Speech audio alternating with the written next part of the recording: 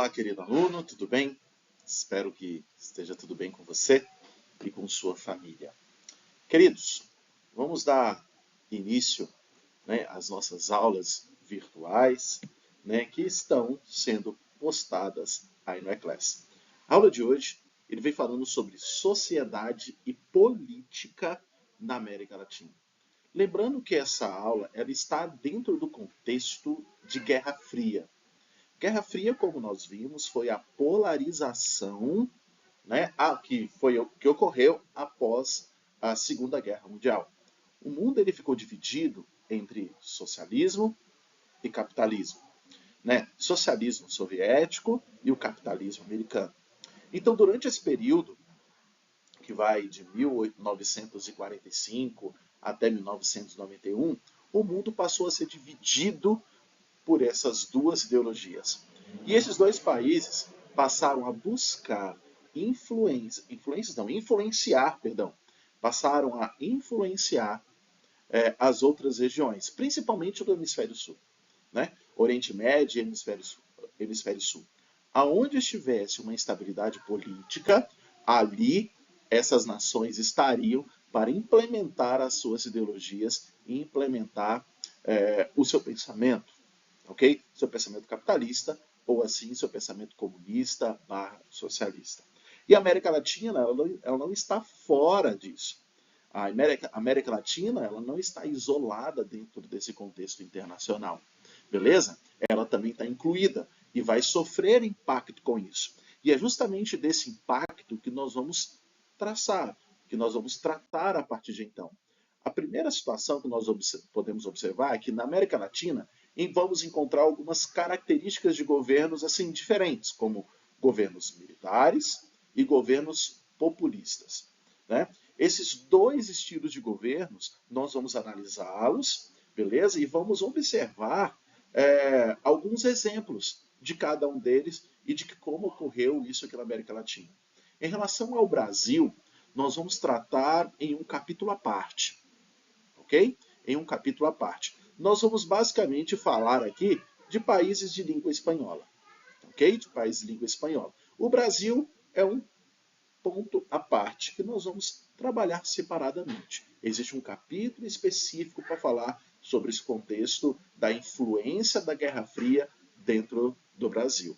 Beleza? Mas a princípio, quando a gente começa a analisar aqui, nós temos que entender que a América Latina, ali nos anos 30, ela vai sofrer muito com a crise de 1929. A crise econômica gerada pelos Estados Unidos, pela crise do capitalismo. A União Soviética não vai passar por isso porque ela está num regime diferente. Ela está num regime econômico diferente. Então é o seguinte, a crise de 1929, ela trouxe dificuldades para a América Latina. Os países que estavam alinhados ao pensamento americano, que dependia da economia americana, vai passar por dificuldade.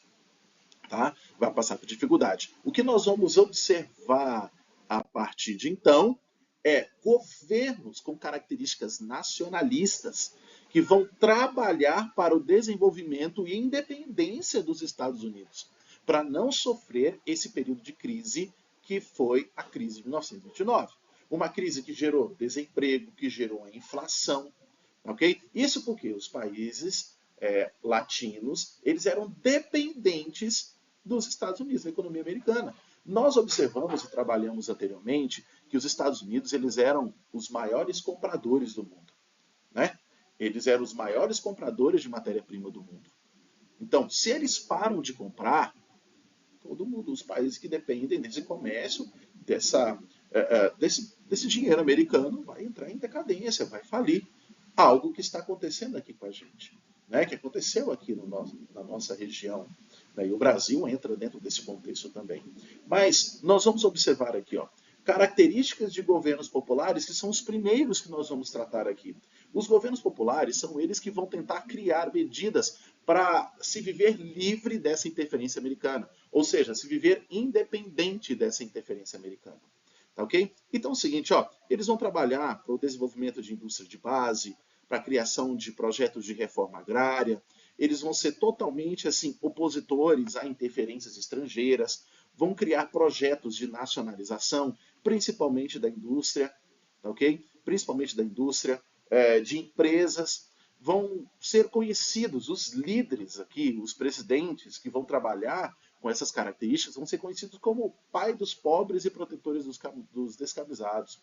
Mas a gente vai perceber que essa característica que nós vamos falar aqui de governos populistas ou governos nacional populares, eles vão ser colocados assim de uma forma meio que pejorativa.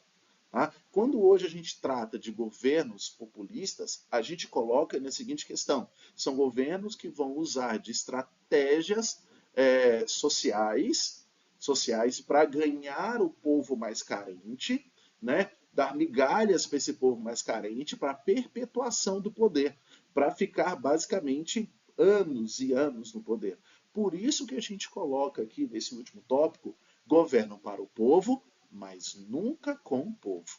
São estratégias de perpetuação de poder.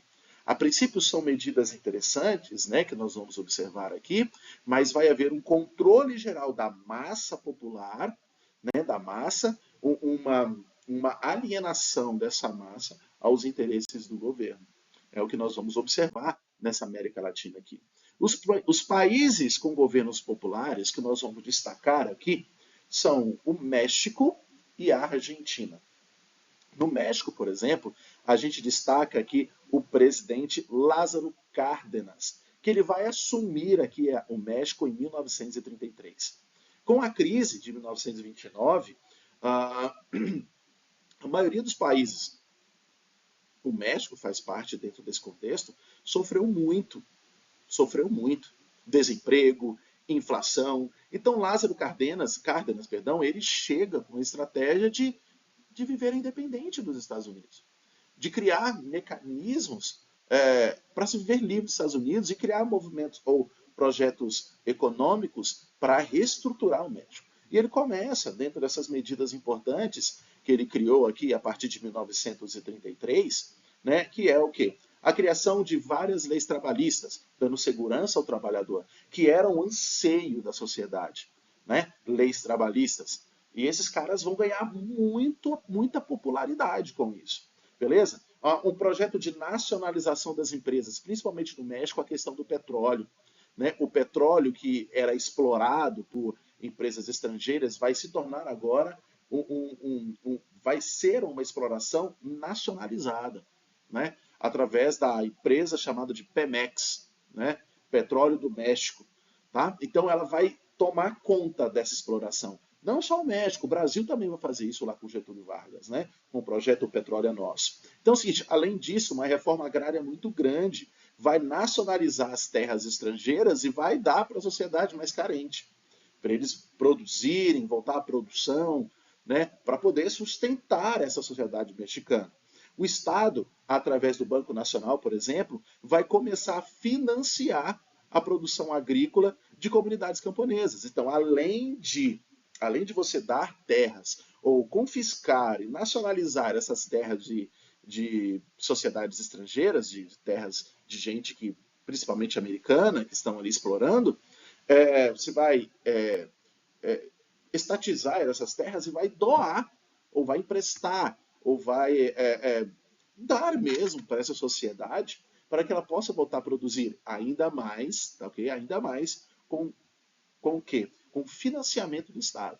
Financiamento do Banco do Estado. Isso vai fazer com que Lázaro Cárdenas ganhasse uma popularidade muito grande dentro da sociedade mais carente. Né? Vai ganhar uma popularidade muito grande. E não é à toa que esses caras vão ficar conhecidos como o pai dos pobres e protetores dos escravizados. Ok? Outro exemplo que a gente coloca aqui de governos populistas vai ser Juan Domingo Perón na Argentina. Esse cara vai ser digamos, a personificação de um governo populista. Nós vamos observar a partir daqui.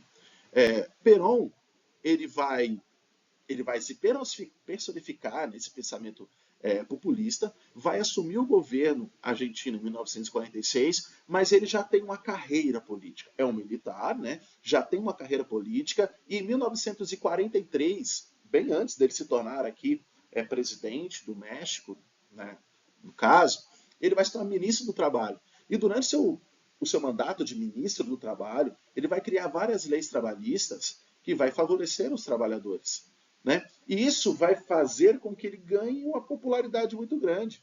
Não é à toa que em 1945, ali, um desenrolar da política militar, vai ver essa popularidade muito grande, ele indo contra essa sociedade um pouco mais conservadora, ele vai ser preso, né? Vai ser preso e vai ter uma aclamação popular muito grande, tá ok? Pedindo a liberação e a libertação, no caso, de Juan Domingo Perón. 5 dias depois, ele é solto, ele é liberto e sai nos braços do povo, e no ano seguinte ele é eleito presidente da Argentina. Então é o seguinte, as principais medidas que Juan Domingo Perón faz aqui na Argentina vai ser o quê? Desenvolvimento da indústria nacional, né, no caso a indústria de base, uma indústria que vai usar da matéria-prima, né, vai transformar a matéria-prima para suportar uma indústria maior, beleza? Geração de emprego, nacionalização de empresas, principalmente as empresas estrangeiras, e aqui as empresas de serviços públicos, por exemplo, vão ser nacionalizados, e criação de leis trabalhistas, como eu já falei antes, né? Que vai ser estabelecida. Mas o que a gente destaca mesmo dentro do governo de Juan Domingo Perón é o seu projeto assistencial, né? Uma assistência social. E aqui a gente coloca em destaque a sua esposa, Eva Duarte Perón, conhecida como Evita Perón. Eva Duarte Perón, ela vai ser como se fosse uma mãe para os argentinos ali dentro desse contexto. Uma mãe. Esse projeto nacionalista, não, assistencialista que ela criou, promovia o quê? Doação de roupas, doação de alimentos. Ora, a Argentina estava passando por uma crise, né? Está passando por uma crise, vem assim, por causa da crise, 29, vem Domingo Perón, né? Vem Perón e traz esses projetos assistencialistas. Meu querido, o povo passa a amar aqui Perón, né? Passa a idolatrar Perón. O pai dos caras, pai dos pobres. E ela ganhou muita fama aqui.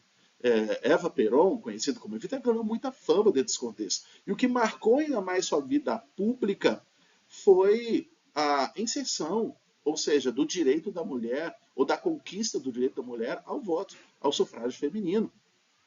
Ela ficou tão famosa com a luta para a questão desse ponto do voto feminino e do projeto assistencial, que ganhou às vezes até mais destaque nas mídias que seu próprio marido, né?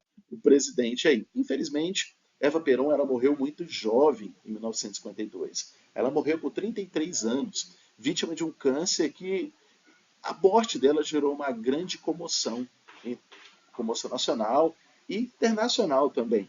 A gente observa aqui nas imagens que a comoção que foi da população. Aqui eu destaco na parte superior direita aí, o túmulo, né? O túmulo de Eva Duarte Perón, que por sinal um dos pontos turísticos da Argentina, se por acaso você já foi, é o cemitério. O cemitério é como se fosse uma mini cidade ali, né? Os túmulos, elas são obras de arte. E da Evita Perón, por exemplo, é o túmulo mais visitado, como você consegue observar aqui. Eu tive o prazer de ir lá, né? E fiz questão de visitar o túmulo da Evita Perón. Como você consegue observar na imagem aí, na extrema direita, né? Você consegue perceber que ela é cheia de flores. As pessoas sempre vão lá e colocam flores. Não é o túmulo mais bonito. Não é o túmulo mais bonito. Mas é o mais visitado e o mais florido, se assim a gente pode destacar. Tá ok? É bom a gente perceber que, como eu já disse antes, esses governos populares, eles vão ser colocados como governos de esquerda. Ora, nós estamos no período de Guerra Fria, né? Nós estamos no período de Guerra Fria. Quando a gente começa a analisar aqui, ó, reforma agrária, nacionalização de empresas, essas são estratégias criadas por Lenin, lá na União Soviética, né?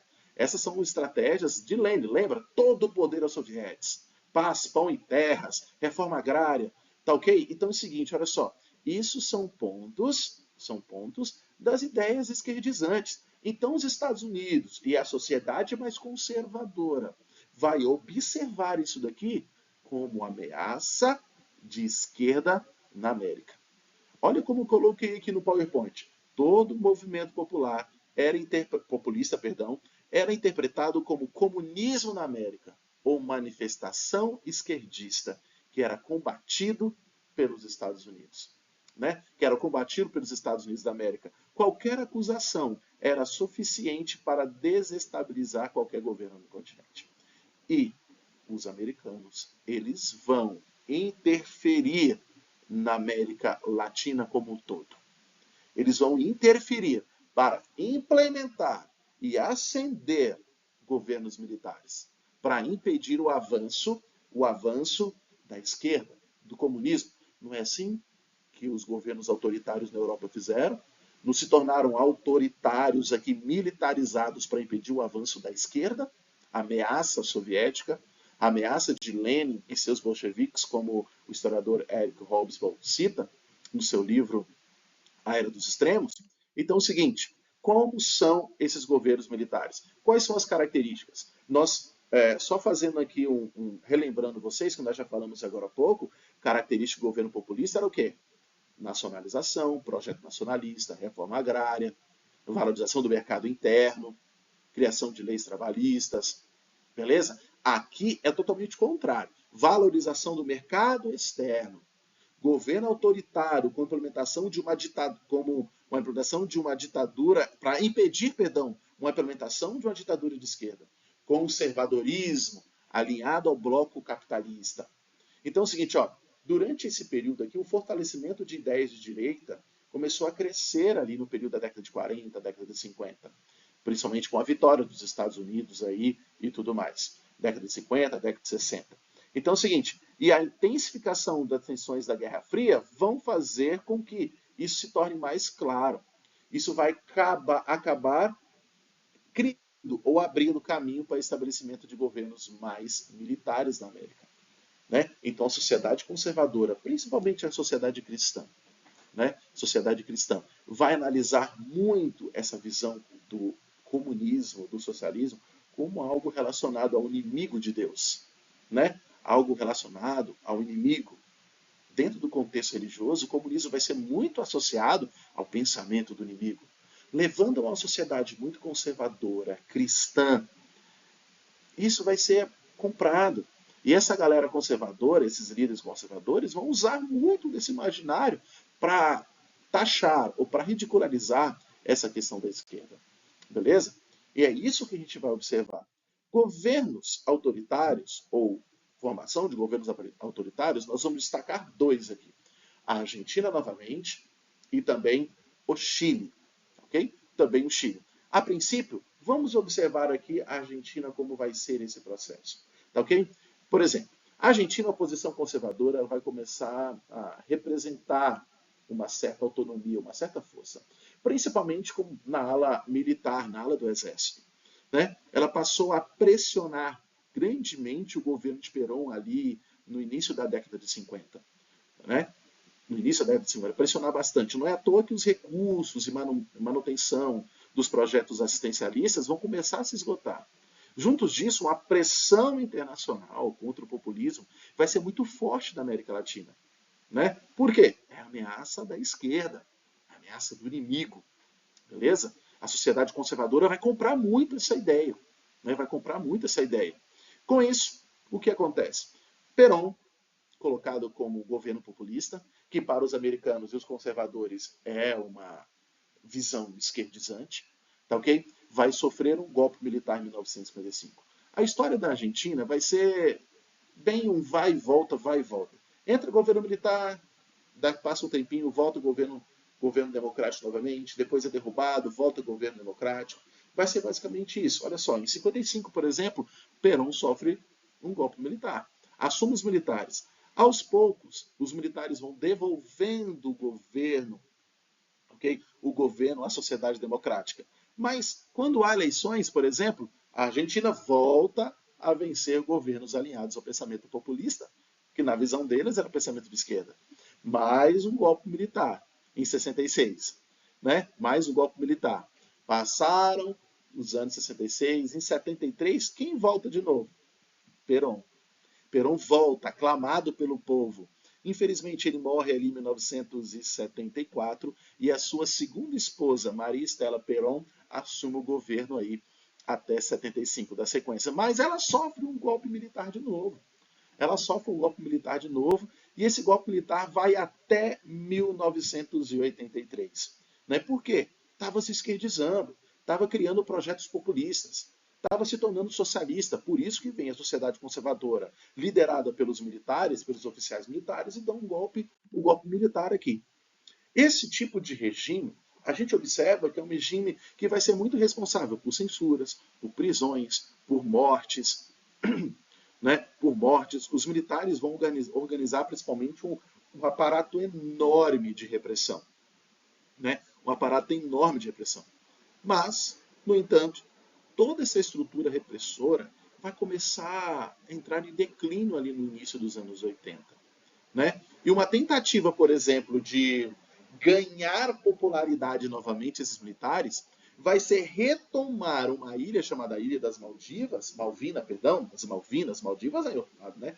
Das Malvinas, conhecidos como Ilhas Falklands, ali pelos ingleses, que são pertencentes, são dominadas pelos ingleses. Eles vão fazer o seguinte: vamos pegar essas ilhas de volta, vamos trazer vitória, vamos trazer glória e vamos sair por cima. Vamos trazer a nossa popularidade novamente.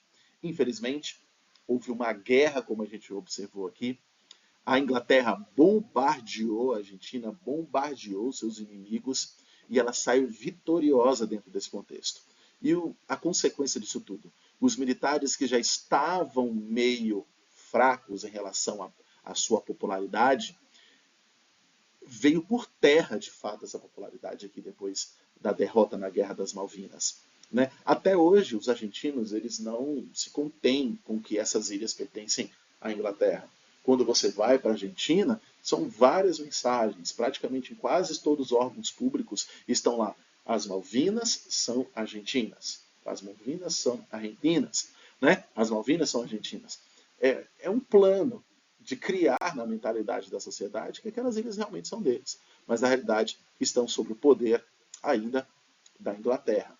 Ok? Ainda da Inglaterra. O Chile, por exemplo, quando a gente começa a observar a história do Chile, o Chile desde os anos 30 até os anos 40, ele tem em sua história uma característica mais social, né? Uma característica mais socialista.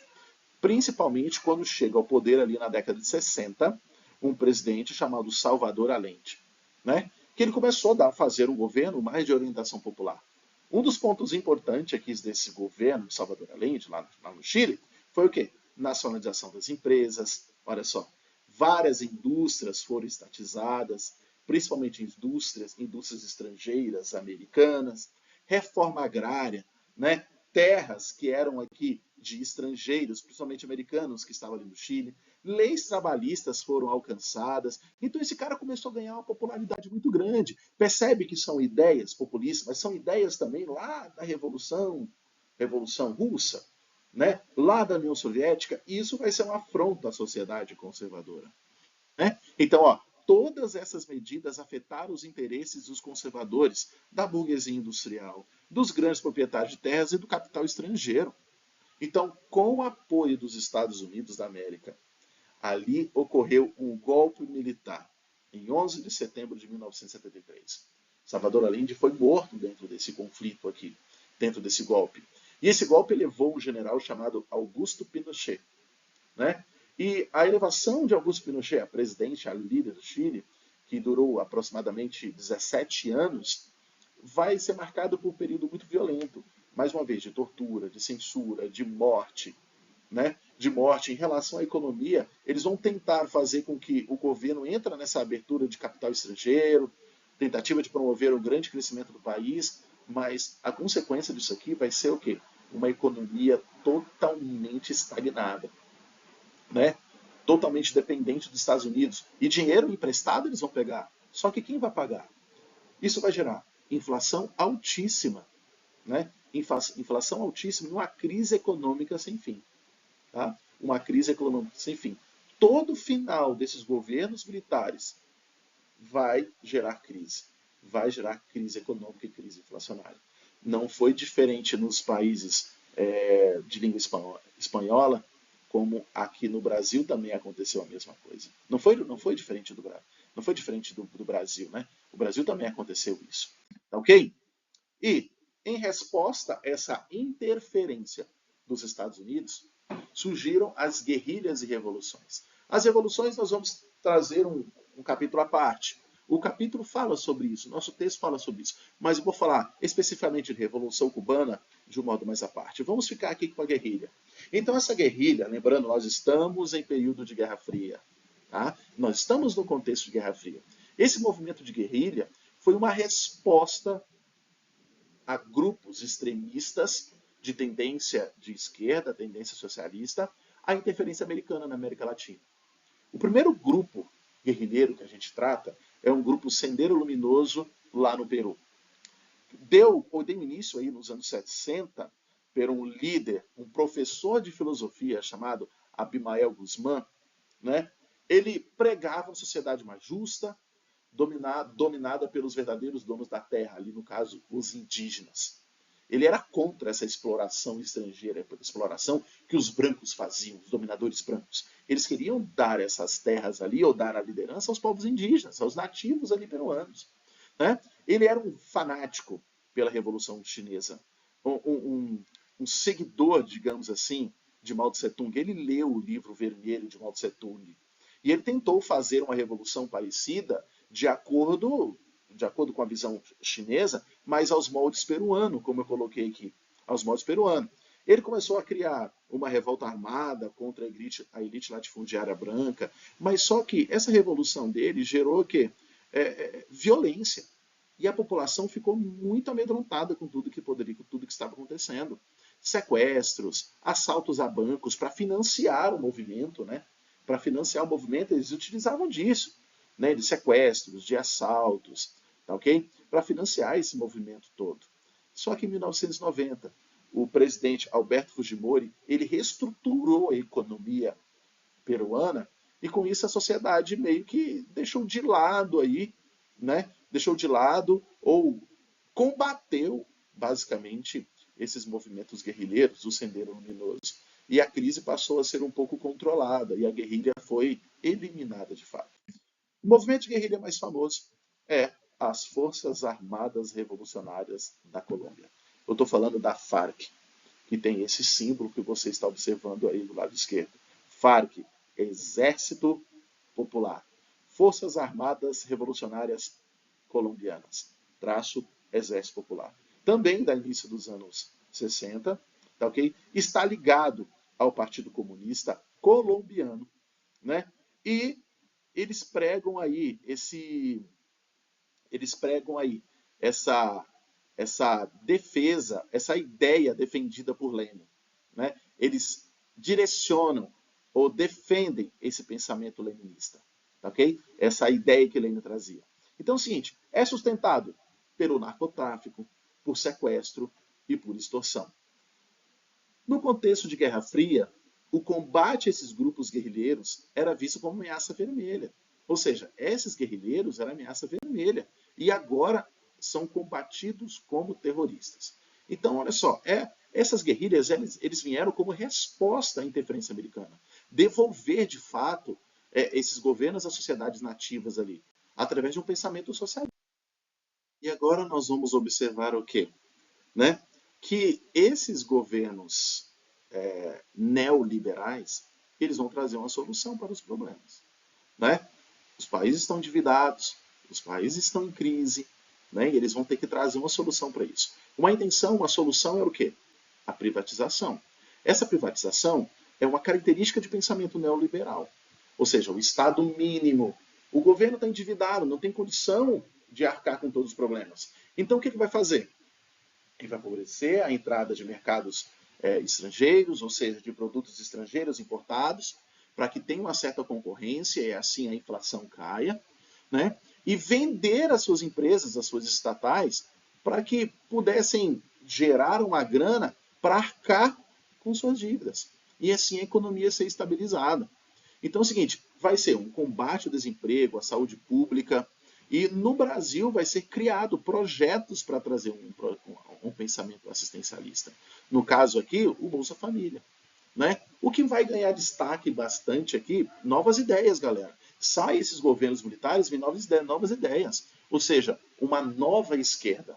Uma nova esquerda. Eu chamo de neo-esquerdismo. Tornou-se, então, uma esquerda moderada, com cara de direita, devido às novas condições políticas e sociais da América Latina. Olha quem eu destaco aqui para a gente. Eu destaco aqui um grande representante, ou seja, dois representantes aqui. Eu destaco o presidente Hugo Chávez e eu destaco aqui o presidente Luiz Inácio Lula da Silva, que é essa representação da nova esquerda. Hugo Chávez, por exemplo, já é um pensamento um pouco mais radical, que trabalha basicamente com um pensamento mais nacionalista, combatendo essa interferência americana, né? Combatendo essa interferência americana. Já o Luiz Inácio Lula da Silva, ele vai trabalhar com uma esquerda mais liberal, digamos assim, favorecendo o pensamento americano, alinhado às ideias americanas. A gente sabe que a gente não consegue viver sem essa parceria americana. Isso vai muito ali até 2010, né? No final ali do segundo mandato da primeira era Lula, se a gente pode dizer. Mas as condições políticas, sociais mudam e o conservadorismo na América Latina começa a ganhar força, começa a retomar força. A gente observa isso com as eleições de Jair Bolsonaro, de Macri lá na Argentina novamente, são presidentes assim mais conservadores, e isso vai mudando com o passar do tempo. A partir do momento que acontece esses problemas sociais, questões políticas novas, a sociedade muda de tendência. Não é à toa que aqui atualmente a gente percebe. Na Argentina voltou um presidente mais tendenciado ao centro-esquerdismo. Aqui no Brasil, o presidente Lula se tornou presidente novamente, tá ok? Voltando essas tendências mais populares, digamos assim, mais sociais, com características mais sociais. Beleza? A gente encerra assim o nosso conteúdo. Espero que você tenha aprendido, que você tenha assimilado um pouquinho o nosso tema. Qualquer dúvida, eu estou à sua disposição em sala de aula. Tá ok? Você pode conversar comigo. A gente vai criar mecanismo de debater um pouquinho com isso em sala de aula também. Um super beijo para você, um abraço para você e para toda a sua família. Fiquem com Deus.